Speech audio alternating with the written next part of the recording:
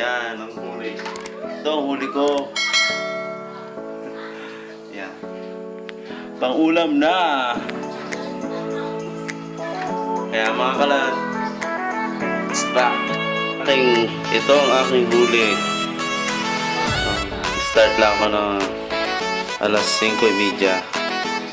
Tapos, ito na. May pang-ulam. Dalawa natin ang yan.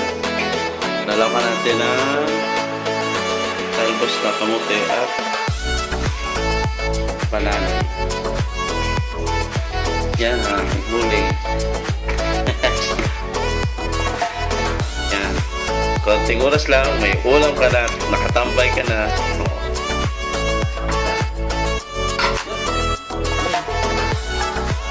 Yan mga kalatid. Ito na. Ay huli. Pupusayin ko na siya. Yan! Buhay pa siya! Buhay pa! Yan. Ito. Yan! Ito na yung dami. Yan. Tumambay lang kami sa pier. Nandala kami lang kawin. Yan. Kaya ito. Konti lang naman ang huli ko. Yan. Yan. Yan.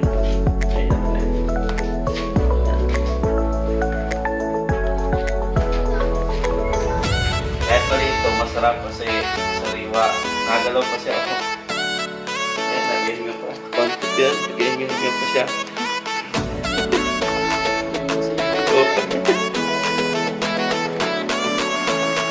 Yan ang buhay ng probinsya.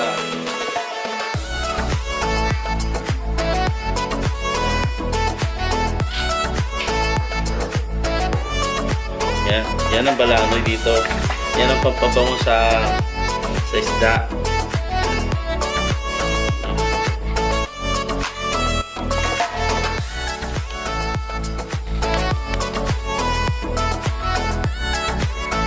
Yan, ito na. Niluluto na namin. Niluluto ko na. Painit muna ako ng tubig. Yan, papupulakin ko na natin yan. Bago natin ilagay yung isda. Nabulak na siya. Yan. Yan. Pwede na natin siya ilagay. Iingay tagay ah. Yan na. Yan. Yan.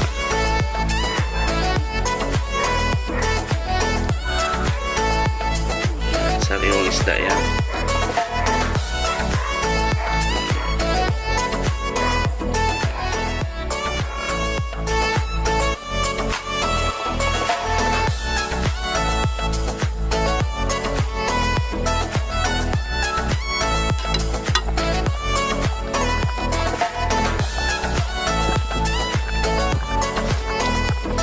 Sarap.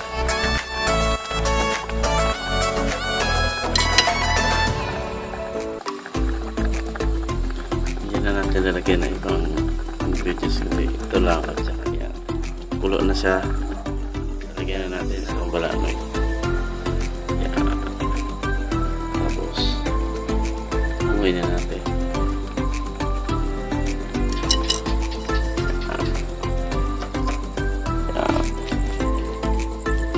Wow, sarap.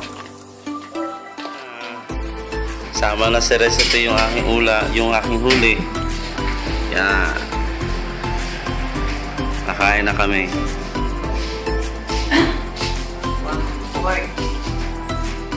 Yan.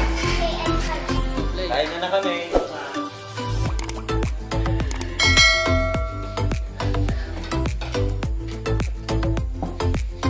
Kain tayo.